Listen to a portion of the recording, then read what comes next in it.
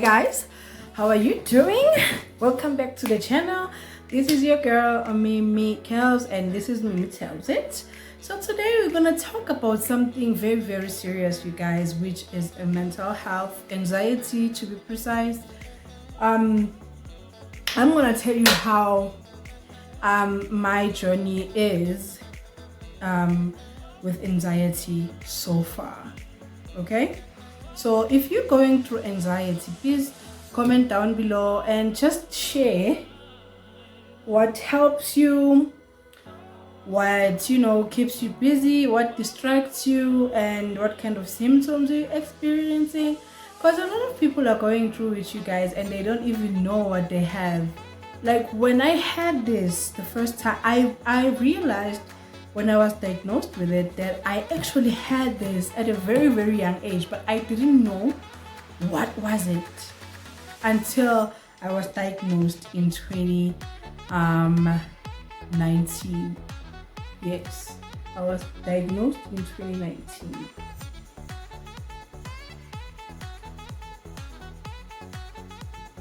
So how it happened, what led to my diagnosis, obviously I lost my mom in 2018 June. I was diagnosed in 2018. I was diagnosed in 2018. I lost my mom in 2018 June 22nd, right? And I don't know what my mom was battling, but she was sick for 17 years, in and out of hospitals. We tried everything and everyone and every place. We went everywhere, and obviously the traditional healers will say she's being bewitched by a so and so. The doctors will say it's high blood or it's a sugar levels. You know what I'm saying? The prophets will say, like, it was just a lot. And my mom was a Jehovah's Witness, right? She was a hardcore Jehovah's Witness. So when my sister used to take her to these places, she would not want to, but because we saw that she was suffering, we just needed a solution. We needed to help her. We needed her to be okay, because each and every year of that 17 years, she was getting worse. So finally, in 2018, she passed on, right? And that is when I kind of like started not feeling myself. Like I would have bad dreams. Like I would, when you sleep, and I will feel like I am actually 6 feet underground. Like I'll suddenly become so overwhelmed, you know what I'm saying? And my mind, I cannot take the thought of me laying 6 feet underground out of my head. I couldn't. Every night I would go through that, and I would dream about death left, right, and center. I would, like, it just became so much that I gave myself to alcohol. I was a drinker, not anymore. I do drink, but not as much. I drink occasionally, like maybe month end, when I have a friend around, and they drinking, and they be like, oh, let's drink together, and be like, sorry, I be like, okay, give me one. That's how I'm drinking now. Like I cannot, take the amount of alcohol that I used to take before, because alcohol adds to my anxiety actually. So I gave myself to alcohol at that point. And I had relationship problems too. So it was difficult. It was a really dark time in my life when my mom passed, because I felt like I had no one. Like I have a sister, right?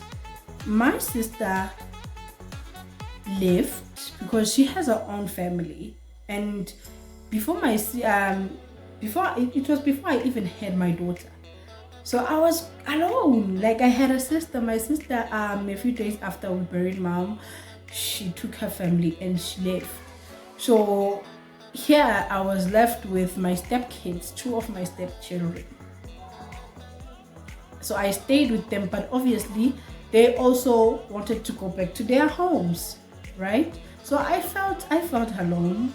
And when somebody passes, everybody comes. The family from far, the ones that you see only on funerals, so the house was packed. So it was better. I think on Thursday it was better, but on Saturday evening, that is when like everything just hit hard. Like the house was quiet. It was quiet. So I just felt so alone. And on top of that, my mom was my best friend. I would tell my mom everything, no matter how disgusting, if she needs to punch me for doing stuff that is she can punch me, but I would tell her everything. That woman was my best friend. So after her passing, I started not feeling myself. Like I said, I just feeling overwhelmed. I'm sorry guys. So I didn't take it serious at first. I just drank alcohol. I'll go to work. After work, I'm going out to drink. I'll go to work. And during those times, I had friends that we just had the same mentality. We just drank. Yeah. We were not playing with that alcohol. We were wrestling that alcohol. And actually, I can honestly say that my daughter rescued me, because I don't know what would have happened if I didn't get pregnant. I don't know what is wrong with this eyelash. I don't know what would have happened if I didn't get pregnant. So 2018, same year, 2018, in October, that's when I was diagnosed. I went to the clinic and I just told the doctor everything that I felt, because I was tired. I wanted to feel. I was a bubbly person. I was bubbly, full of life, full of jokes. Like I was that girl. You know what I'm saying? I was not this person that anxiety made me to become. So I went to the doctor and I told the doctor that everything is just changed.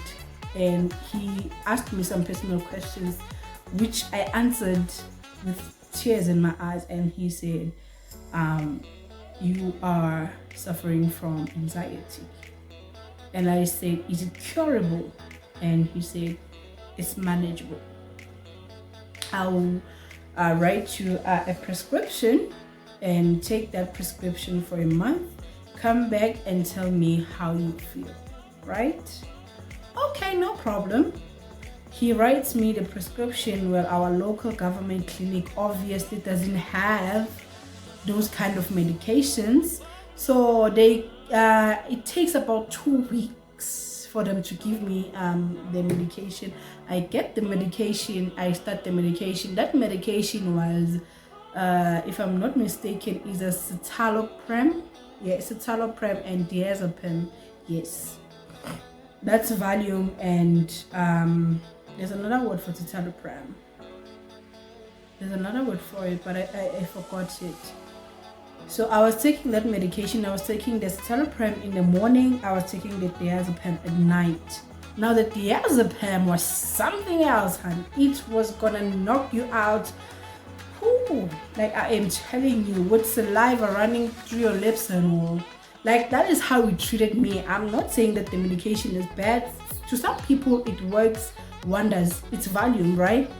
So to some people it works for them. For me, it did not really do me anything, that medication. Like I'm not gonna take it any longer. So I took the medication for a month, from October up to November. I went back to the clinic.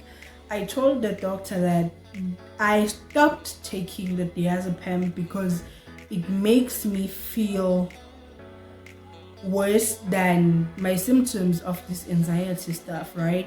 So I've been taking the citalopram, and it has been my moods, like, I was cool when I was taking that medication. That medication treated me so good. So they had to order in another citalopram, but they said it cannot go alone, so it has to go with something, and whatever that it has to go with has to be stronger than it is. So I pleaded with the doctor. I was like, I don't think I need anything else. This alone is just perfect for me. So that is what I took. Fast forward to 2020, I find out that I'm pregnant. After so many years of trying, I cannot lie to you. I've tried to get pregnant for so many years. I have raised other people's kids, like mine, you know, my sister's children. She has 3 beautiful boys.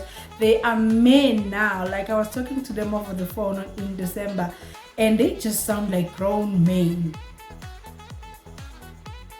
They sound like grown men, and I just can't wait to meet them. Like, it's been long since I've seen my sister's kids. So I've been trying for a very long time at that point to get pregnant, and I wasn't getting anywhere. I've tried everything in my power, you know. So I'm taking this medication, and I become sick all of a sudden, right? I go to the doctor, not the clinic doctor, I go to the private doctor, right? So when I go to the private doctor, I tell the doctor, I'm like, I'm not feeling well. I really am feeling feverish. So I explained my symptoms to him, because I felt like it might be that maybe the medication is not working for me anymore. And when I felt sick, it was on a weekend, so I couldn't go to the clinic, and I didn't want to wait, because me having this health anxiety makes me, like, each and everything, every sensation, each and every itch, like, I want to go to the doctor immediately, just to be reassured that it's not something serious. So I just had to go to a private doctor, and he started, you know, examining me, asking me questions. And I told him, I said, I am taking this kind of medication. And he asked me, like, when was the last time you saw your period? And I was like, well, now that you mention it, I think that I didn't see my period in November, so that will be October. Like, I saw my period in October, and it was December. So we did the pregnancy test, and it came out positive. So when it came out positive, that doctor stopped me to take the medication, right? Because he said the pregnancy is still very, very small, so I need to stop each and everything that I'm taking at that point, and take the medication that he gave me, the folic acids and all of that, you know, the ones that they give you at the clinic for pregnancy. So he gave it to me. I started taking those instead of my medication. Now my medication, I just stopped taking them altogether, and it was tough. If I tell you guys that thing, the medication that I was taking, it is so addictive, and it's so difficult to wean yourself off of it. On top of that, I have horrible morning sickness, which I think that it was due to the anxiety, because nobody can have that much horrible like morning sickness. Like, I've seen pregnant people, but why am I suffering like this? So I've had horrible morning sickness. I've had abdominal pains. I was actually bleeding, Like, I was constantly, every week I was visiting the doctor. Every week I was bleeding, and which the doctor would say is just spotting. But I didn't believe him. Each and every time I just felt like there's something very painful, I would go to the doctor. So I visited the doctor. For the first trimester, I visited the doctor each and every week because I was that paranoid about my pregnancy, something happening to it, and and sitting down, not doing anything about it, knowing the fact that I have no one, and this child is gonna be my everything. This child is gonna be my mom. This child is gonna be my friend. This child is gonna be my dad. This child is just gonna be my everything. So I was trying not to get upset, not to go to people's houses, not to be in an environment where people are drinking, I was not even walking long distance. I was not. So it was difficult for me to wean myself off the medication. But after, I just became a little bit better. After I felt like it has left my system, I became a little bit better without any medication, right? So my pregnancy went well. Obviously, I stopped drinking altogether. I was like, I don't know what this alcohol is gonna do. Like, you're not supposed to drink. I don't care if it's one glass of wine, one cider, one shot of whatever tequila. No. So I stopped drinking altogether. I stopped hanging out with friends that were drinking. I just became a loner. I was now indoors most of the time. Like, even now my door is closed because I'm shooting a video. I don't want the outside noise. It was like this. I will close my door, lock the gate, open the windows, and do whatever that I want to do, and then watch television. So that was my pregnancy journey. And then it came time where I had to give birth. I gave birth, and after I gave birth to my daughter in July of 2020, I'm lying. Yeah, in July of 2020. I got pregnant in 2019. I'm sorry, guys. I'm sorry. Yes, in December 2019, that's when I found out that I was pregnant. In July 2020, I had my daughter. Yes. So, after I had my daughter, I went to the hospital on Monday. I had my daughter on Tuesday night, and on Wednesday, I came back home. I was okay. I felt like, this thing is, I don't know what's wrong with this lighting, but I felt like this is me. Like, I felt myself, after a long time of not feeling myself, I just felt myself. I was like, yes, this is me. Now I'm feeling myself. I even had a lot of energy.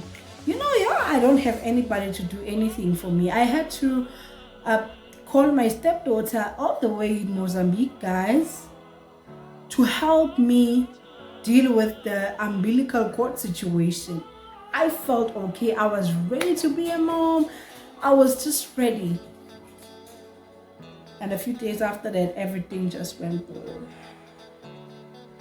I started not sleeping at night. Well, that one was due to, babies. Some babies don't sleep. Mine didn't sleep at night. It took about, I think, 5 after she was a week old. That's when I actually was able to catch a little bit of sleep at night.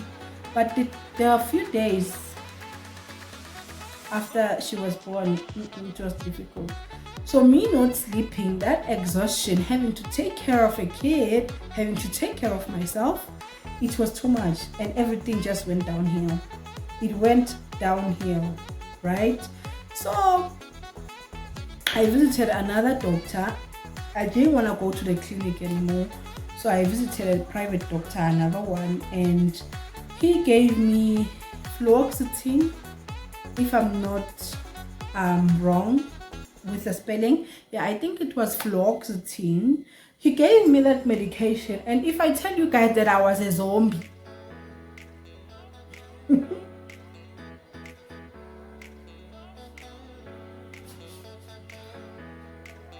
my cousin's daughter, I didn't realize that I was acting strange after taking the medication.